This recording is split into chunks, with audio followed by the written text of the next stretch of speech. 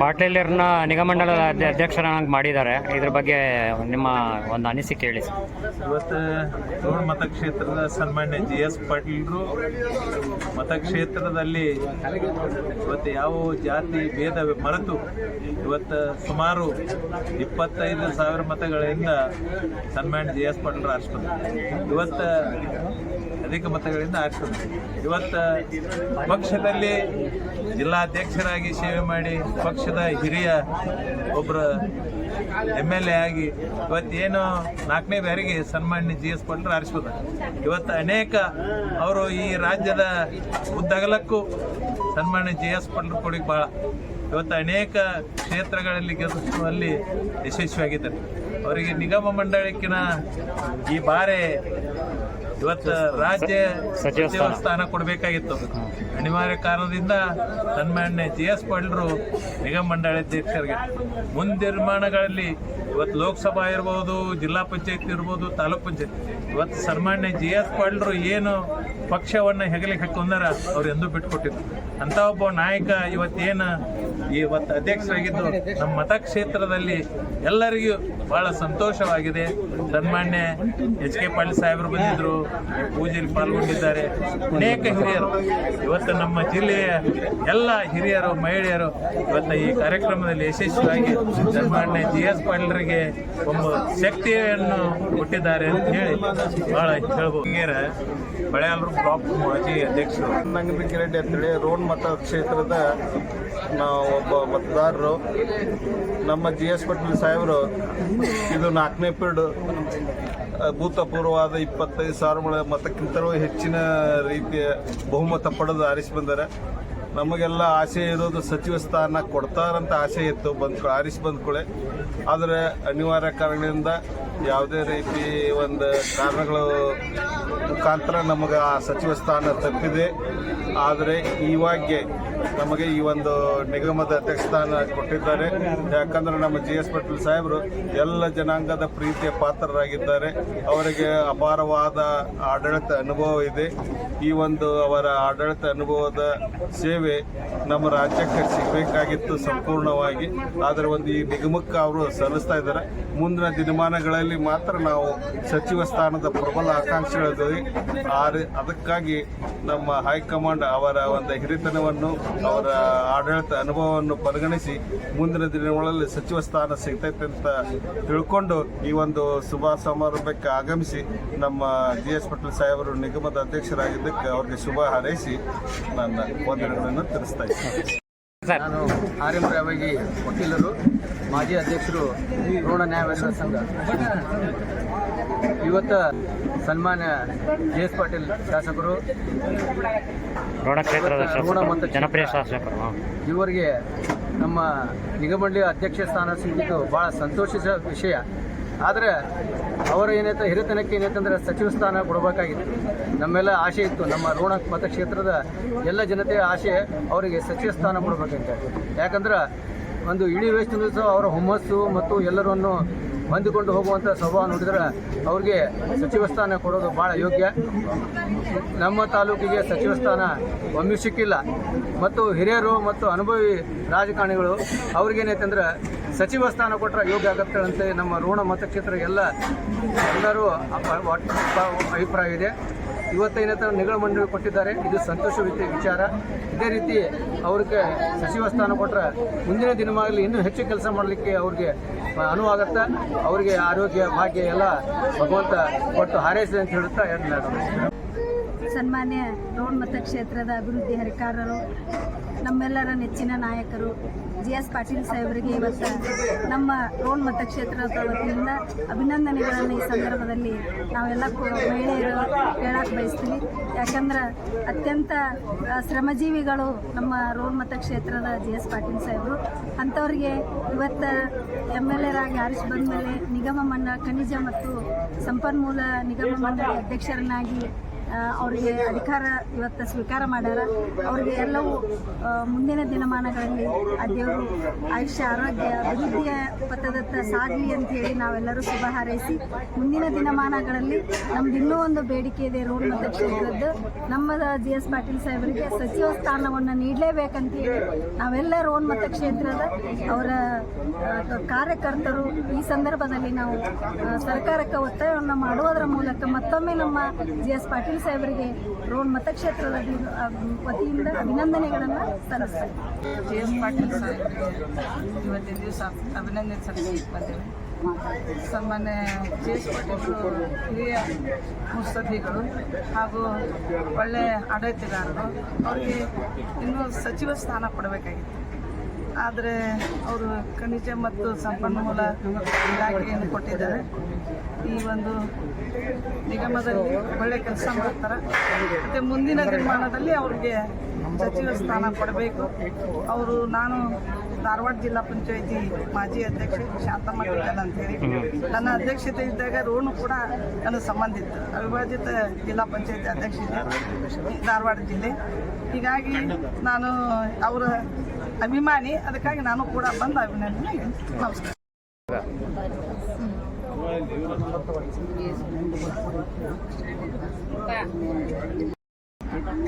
Number Rajanna Gireddi ಆಯ್ತಾ?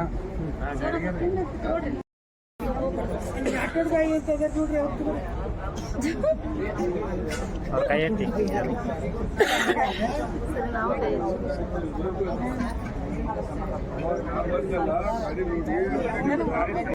ಮತಕ್ಷೇತ್ರದ ನಮ್ಮ ಹುಬ್ಬಳ್ಳಿಯಿಂದ ಬಂದಿದ್ದೀವಿ. ವೆಂಕಟೇಶ್ವರ ಪಾಟೀಲ್ ಅಂತಂದು ನಾವೆಲ್ಲ GS ಪಾಟೀಲ್ ಅಭಿಮಾನಿ ಬಳಗದಿಂದ ಅವರು ಇವತ್ತೇನು ಕರ್ನಾಟಕ ಮಿನರಲ್ಸ್ ಇದರ ಕಾರ್ಪೊರೇಷನ್ನಿಂದ ಅಧ್ಯಕ್ಷ ಆಗಿರಲ್ಲ, ಅವ್ರಿಗೆ ಅಭಿನಂದಿಸಕ್ಕೆ ಬಂದಿದ್ದೀವಿ. ನಮ್ಮ GS ಪಾಟೀಲ್ ಸಾಹೇಬ್ರಿಗೆ ಇನ್ನೂ ಹೆಚ್ಚಿನ ಉನ್ನತ ಹುದ್ದೆಯನ್ನು ನಮ್ಮ ಕಾಂಗ್ರೆಸ್ ಪಕ್ಷದಿಂದ ನಿರೀಕ್ಷೆ ಮಾಡ್ತೀವಿ. ಮತ್ತು ಈ ನಿಮ್ಮ ಮುಖಾಂತರ ನಾವು ಅವರಿಗೆ ಮುಂದಿನ ಸಚಿವ ಸಂಪುಟ ವಿಸ್ತರಣೆಯಲ್ಲಿ ಮಂತ್ರಿ ಸ್ಥಾನ ಕೊಡಬೇಕಂತ ಒತ್ತಾಯ ಮಾಡ್ತಾ ಇದ್ದೀವಿ ಸರ್. ನನ್ನ ಹೆಸರು ಜನಾರ್ದನ್ ಪಾಟೀಲ್ ಅಂತ ಹೇಳಿ ಸರ್. ನಾನು ಇವತ್ತು ಕೂಡ ನಮ್ಮ ನೆಚ್ಚಿನ ನಾಯಕರು ರೋಣ ಮತಕ್ಷೇತ್ರದ ಸತತ ಹಗಲಿರುಳು ಆ ಕ್ಷೇತ್ರದ ಉದ್ಧಾರಕ್ಕಾಗಿ ಶ್ರಮಿಸಿದಂಥ ಸನ್ಮಾನ್ಯ ಶ್ರೀ GS ಪಾಟೀಲ್ ಸಾಹೇಬರಿಗೆ ಇವತ್ತು ಅಭಿನಂದನೆ ಸಲ್ಲಿಸಬೇಕು. ಅದರ ಜೊತೆಗೆ ಇವತ್ತಿಗೆ ನೀವು ನಮಗೂ ಒಂದು ಸುವರ್ಣ ಅವಕಾಶ ನಿಮ್ಮ ಜೊತೆ ಚಾನಲ್ನಲ್ಲಿ ಮಾತಾಡೋದು ಸಿಕ್ಕಿತ್ತು.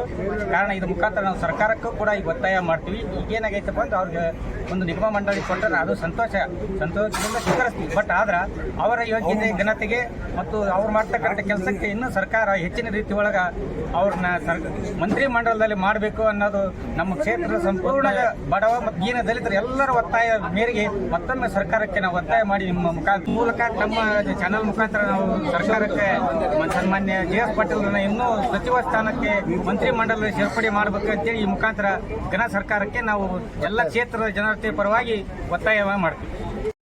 ಸಾಕಿನ ಆರೋಗ್ಯದಿ ನಾವು GS ಪಾಟೀಲ್ ಸಾಹೇಬ್ರ ಅಭಿಮಾನಿ. ನಾವು ಏನಾಯ್ತನಪ್ಪ ಅಂದ್ರೆ ಇಷ್ಟೆಲ್ಲ ನಮ್ಮ ಜನಸಂಖ್ಯೆ ಕುಡಿಯತಿಲ್ಲ.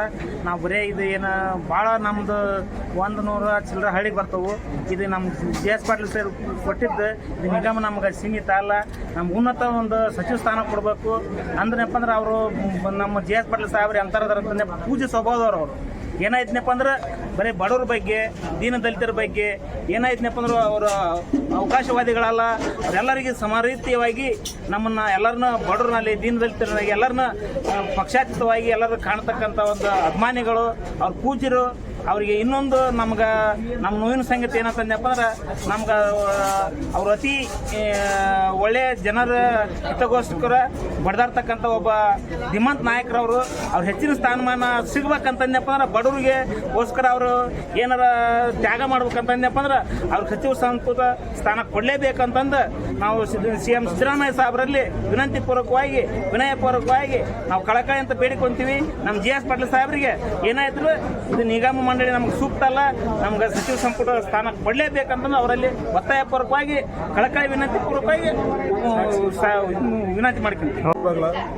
ರೋಣದ ಕಾಂಗ್ರೆಸ್ ಪಕ್ಷದ ಮುಖಂಡರು ಇವತ್ತು ಗದಗ ಜಿಲ್ಲಾ ರೋಣ ಮತಕ್ಷೇತ್ರದ JS ಪಾಟೀಲ್ ಸಾಹೇಬರು 4ನೇ ಬಾರಿಗೆ ಆಯ್ಕೆಯಾಗಿದ್ದಾರೆ.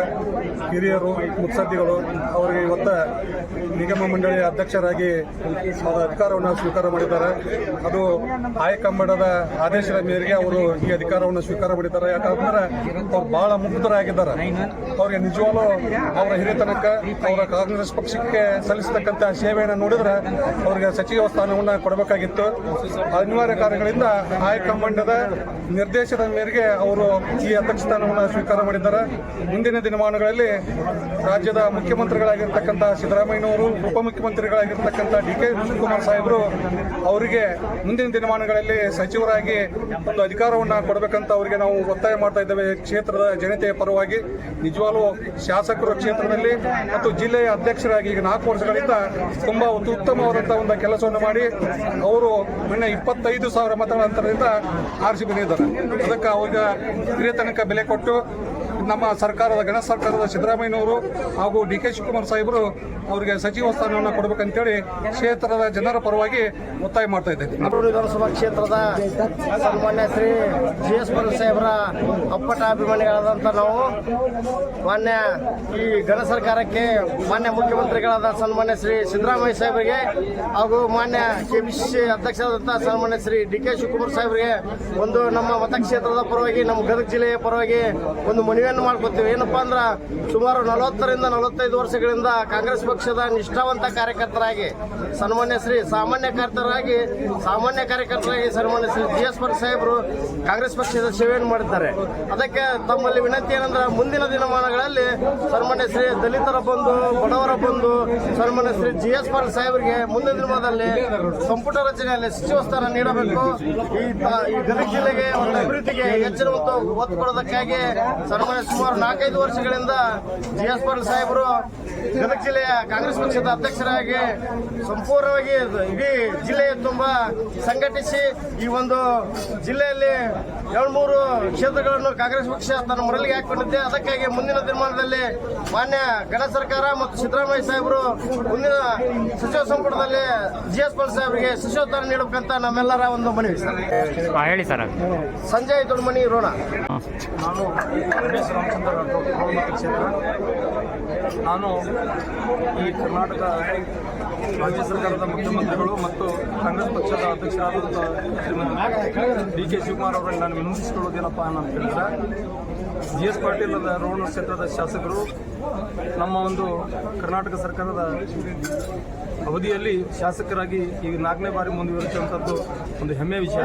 ಮುಂದಿನ ದಿನಮಾನಗಳಲ್ಲಿ ಸನ್ಮಾನ್ಯ JS ಪಾಟೀಲ್ ಅವರಿಗೆ ಮಂತ್ರಿ ಸ್ಥಾನವನ್ನು ಕೊಡಬೇಕು ಮತ್ತು ಈ ರೋಣ ಮತಕ್ಷೇತ್ರದ ಅಭಿವೃದ್ಧಿಗೆ ಸಹಕಾರ ಆಗುತ್ತದೆ ಅಂತ ಒಂದು ವಿಚಾರದ ಈ ಸಂದರ್ಭದಲ್ಲಿ ನಾನು ಹೇಳೋಕ್ಕೆ ಇಷ್ಟಪಡ್ತೀನಿ. ನಾನು ಗದಗ ಜಿಲ್ಲೆ ರೋಣ ಮತಕ್ಷೇತ್ರದ ಗಜಂಗಡ ಭಾಗದ ಹುಡುಗೇರಿಯ ಕಾಂಗ್ರೆಸ್ ಪಕ್ಷದ ಅಪ್ಪಟ್ಟ ಸಣ್ಣ ಕಾರ್ಯಕರ್ತ. ನನ್ನ ಹೆಸರು ಹುಸೇನ್ ಸಾಬ್ ಬಡಿಗರ್ ಅಂತೇಳಿ. ನಾನು ಕಟ್ಟ ಸಿದ್ದರಾಮಯ್ಯ ಮತ್ತು ನಮ್ಮ JS ಪಾಟೀಲ್ ಅಭಿಮಾನಿ. ನಾನು ಸುಮಾರು ವರ್ಷಗಳಿಂದ BJP ಪಕ್ಷದಲ್ಲಿದ್ದೆ. ಈ ಒಂದು ಕಾಂಗ್ರೆಸ್ದ ಒಂದು ಕೊಡುಗೆಗಳನ್ನು ಮೆಚ್ಚಿ ನಮ್ಮ ತಾಯಿ ಹೃದಯದಂತೆ ಇರುವಂಥ ಒಂದು JS ಪಾಟೀಲರನ್ನು ಮೆಚ್ಚಿ ನಾನು ಪಕ್ಷಕ್ಕೆ ಬಂದಿದ್ದೀನಿ. ಬಂದ ಮೇಲೆ ಪಕ್ಷ ಅಧಿಕಾರಿ ಬಂದಿದ್ದಿ ಎಲ್ಲರೂ ಕೂಡ ಆಶೀರ್ವಾದ ಮಾಡಿದ್ದಾರೆ. 1000 ಕೆರೆಗಳ ಸರ್ದಾರ ಅಂತ ಬಿರುದು ಪಡೆದಾರ. ಅದೇ ರೀತಿ ನಮ್ಮ ಭಾಗದಲ್ಲಿ ಅಂದ್ರೆ ರೋಣ ಮತಕ್ಷೇತ್ರ ಗಜೇಂದ್ರಗಡ ಭಾಗದಲ್ಲಿ ಇನ್ನೂ ಕೆಲವು ಕೆರೆಗಳು ತುಂಬುವ ಕೆಲಸಗಳು ಪೆಂಡಿಂಗ್ ಇರ್ತಾವೆ. ಅದಕ್ಕೆ ನಮ್ಮ ಸಾಹೇಬರಿಗೆ ಈಗ ಏನು ಕೊಟ್ಟರೆ ಅದಕ್ಕೆ ನಾವು ತೃಪ್ತಿ ಅದೀವಿ. ಮುಂದಿನ ದಿನಮಾನಗಳಲ್ಲಿ ನಮ್ಮ ನೀರಾವರಿ ಸಚಿವರನ್ನಾಗಿ ಮಾಡ್ಬೇಕಂತೇಳಿ ನಾವು ಕರ್ನಾಟಕ ರಾಜ್ಯ ಸರ್ಕಾರಕ್ಕೆ ನಾವು ಮನವರಿಕೆ ಮಾಡ್ಕೊತೀವಿ. ಸಿದ್ದರಾಮಯ್ಯನವರಿಗೆ ಕೈ ಮುಗಿದು ಕೇಳ್ಕೊತೀವಿ. ನಮ್ಮ ಭಾಗ ತುಂಬ ಬಡ ಜನರಿಂದ ಕೂಡಿದ ಭಾಗ, ಬಯಲು ಸೀಮೆ ಭಾಗ ಅಂತ ನಮ್ಮಲ್ಲಿ ನೀರಾವರಿ ಭಾಳ ಕಮ್ಮಿ ಇದೆ. ಅದಕ್ಕೋಸ್ಕರ ನೀರಾವರಿ ಯೋಜನೆಗಳನ್ನು ನಮ್ಮ ಹೆಚ್ಚಿಗೆ ನಮ್ಮ ಅಂತರ ಜಿಲ್ಲೆ ಕೊಪ್ಪಳ ಮತ್ತು ಬಾಗಲಕೋಟೆ ಕೆಲವಷ್ಟು ಜಿಲ್ಲೆಗಳಲ್ಲಿ ಬಂದೈತಿ, ನಮ್ಮ ಭಾಗಕ್ಕೆ ಬಂದಿಲ್ಲ. ಅದನ್ನು ಘನ ಸರ್ಕಾರದವರು ಎಲ್ಲ ನಮ್ಗೆ ಅನುಕೂಲ ಮಾಡಿಕೊಡ್ಬೇಕು ಅಂತೇಳಿ ತಮ್ಮಲ್ಲಿ ಕೇಳಿಕೊಂಡು ನಾನು ನಮಸ್ಕಾರಗಳನ್ನು ಹೇಳ್ತೀನಿ. ರೋಣ ವಿಧಾನಸಭಾ ಮತಕ್ಷೇತ್ರದ ಸನ್ಮಾನ್ಯ ಶ್ರೀ GS ಪಾಟೀಲ್ ಸಾಹೇಬರ ಅಪ್ಪಟ ಅಭಿಮಾನಿಯಾದ ನಾನು ಶರೀಫ್ ಸೌದಾಗರ್, ಗಜೇಂದ್ರಗಡ ಪಕ್ಕದಲ್ಲಿರುವಂಥ ದಿಂಡೂರು ಗ್ರಾಮದವರು. ಇವತ್ತಿನ ದಿನಮಾನಗಳಲ್ಲಿ ನಮ್ಮ ಸಾಹೇಬರಿಗೆ ಸಚಿವ ಸ್ಥಾನ ಸಿಗಬೇಕಾಗಿತ್ತು, ಆದರೂ ಸಿಗಲಿಲ್ಲ. ನಾವು ಸುಮಾರು ಸಾವಿರಾರು GS ಪಾಟೀಲ್ ಅವರ ಅಭಿಮಾನಿ ಬಳಗದಿಂದ, ಸಾವಿರಾರು ಕಾರ್ಯಕರ್ತರು GS ಪಾಟೀಲ್ ಅಭಿಮಾನಿ ಬಳಗದಿಂದ ಸನ್ಮಾನ್ಯ ಶ್ರೀ ಸಿದ್ದರಾಮಯ್ಯನವರ ಮನೆಗೆ ಮುತ್ತಿಗೆ ಹಾಕಿದ್ವಿ. ಏನಂತ, ನಮ್ಮ ಈ ಬಾರಿ ನಮ್ಮ ಸಾಹೇಬರು 4 ಬಾರಿ MLA ಶಾಸಕರಾಗಿದ್ದಾರೆ. ಈ ಬಾರಿ ನೀವು ಯಾವುದೇ ಕಾರಣದಿಂದಲೂ ನೀವು ಈ ಬಾರಿ ನಮಗೆ ಸಚಿವ ಸ್ಥಾನವನ್ನು ಕೊಡಲೇಬೇಕಂತ ಒತ್ತಾಯ ಮಾಡಿದ್ವಿ. ಆದರೂ ಕೂಡ ನಮ್ಮ ಸಿದ್ದರಾಮಯ್ಯನವರ ನೇತೃತ್ವದ ಕಾಂಗ್ರೆಸ್ ಸರ್ಕಾರ, ನಮ್ಮ DK ಶಿವಕುಮಾರ್ ಅವರ ಸರ್ಕಾರ ನಮ್ಮ ಸಾಹೇಬರಿಗೆ ಸಚಿವ ಸ್ಥಾನ ಕೊಡಲಿಲ್ಲ. ಆದರೂ ನಿಗಮ ಮಂಡಳಿಯ ಅಧ್ಯಕ್ಷ ಸ್ಥಾನವನ್ನು ಕೊಟ್ಟಿದ್ದಾರೆ, ಆದರೂ ಸ್ವಲ್ಪ ತೃಪ್ತಿ ಇದೆ. ಮುಂದಿನ ದಿನಮಾನಗಳಲ್ಲಿ ಅಂತಂದರೆ 2.5 ವರ್ಷದ ನಂತರ ಏನು ಸಚಿವ ಸಂಪುಟ ವಿಸ್ತರಣೆ ಆಗ್ತಾ ಇದೆಯಲ್ಲ, ಆ ವಿಸ್ತರಣೆ ಆಗುವ ಸಂದರ್ಭದಲ್ಲಿ ನಮ್ಮ ಶಾಸಕರಿಗೆ ಸಚಿವ ಸ್ಥಾನವನ್ನು ಕೊಡಲೇಬೇಕು. ಇಲ್ಲದಿದ್ದರೆ ರೋಣ ವಿಧಾನಸಭಾ ಮತಕ್ಷೇತ್ರದ ಪ್ರತಿಯೊಂದು ಹಳ್ಳಿಯಿಂದ ಸಾವಿರಾರು ಕಾರ್ಯಕರ್ತರನ್ನು ಒಳಗೊಂಡಂತೆ ಇಡೀ ಬೆಂಗಳೂರು ನಗರವನ್ನು ಬಂದ್ ಮಾಡಲಿಕ್ಕೆ ನಾವು ಒತ್ತಾಯ ಮಾಡ್ತಾ ಇದ್ದೀವಿ. ನಿಮ್ಮ ಮುಖಾಂತರ ಕೇಳ್ಕೊಳ್ತಾ ಇದ್ದೀನಿ ಮಾನ್ಯ ಸಿದ್ದರಾಮಯ್ಯನವರಿಗೆ ಮತ್ತು DK ಶಿವಕುಮಾರ್ ಸಾಹೇಬರಲ್ಲಿ ವಿನಂತಿ ಮಾಡ್ಕೊಳ್ತಾ ಇದ್ದೀನಿ. ಮುಂದಿನ ದಿನಮಾನಗಳಲ್ಲಿ ನಮ್ಮ ಸನ್ಮಾನ್ಯ ಶ್ರೀ GS ಪಾಟೀಲ್ ಸಾಹೇಬರಿಗೆ ನೀವು ಏನಾದರೂ ಸಚಿವ ಸ್ಥಾನವನ್ನು ಕೊಡದೇ ಇತ್ತಂದ್ರೆ ನಾವು ವಿಧಾನಸೌಧಕ್ಕೆ ಮುತ್ತಿಗೆ ಹಾಕುವುದರ ಮುಖಾಂತರ ಒತ್ತಾಯ ನಾವು ಕೇಳ್ತಾ ಇದ್ದೀವಿ. ಈ ಮುಖಾಂತರವಾಗಿ ಮುಂದಿನ ತೀರ್ಮಾನಗಳಲ್ಲಿ ನಮ್ಮ ಶಾಸಕರಾದ ಸನ್ಮಾನ್ಯ ಶ್ರೀ GS ಪಾಟೀಲ್ ಸಾಹೇಬರಿಗೆ ಸಚಿವ ಸ್ಥಾನ ಕೊಡಬೇಕೆಂದು ನಿಮ್ಮ ಮೂಲಕ ನಾವು ಒತ್ತಾಯವನ್ನು ಮಾಡ್ತಾ ಇದ್ದೀವಿ.